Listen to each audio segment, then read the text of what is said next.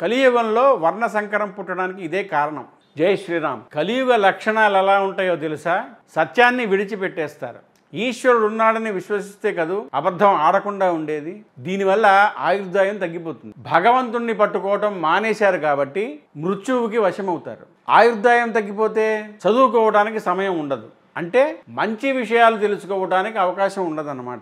విద్య తగ్గిపోతుంది. విద్య తగ్గిపోతే మోహం ఎక్కువైపోతుంది. మోహం ఎక్కువైపోతే లోభం ఎక్కువైపోతుంది. అవిద్య అంటే దాచుకోవాలన్న కోరిక పుడుతుంది. లోభం చేత కామం పెరుగుతుంది. కామం వలన క్రోధం వస్తుంది. క్రోధం వలన వైరం పెరుగుతుంది.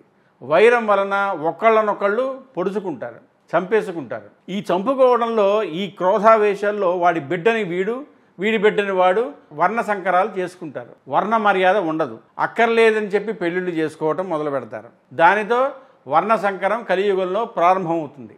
వర్ణమునకు గౌరవం ఇవ్వకపోవటం కలియుగంలో ప్రారంభమవుతుంది అని మహాభారతంలో సాక్షాత్ కృష్ణ భగవానుడి సాక్షిగా మార్కండేయ మహర్షి ధర్మరాజుతో అన్న మాటలు ఇవి.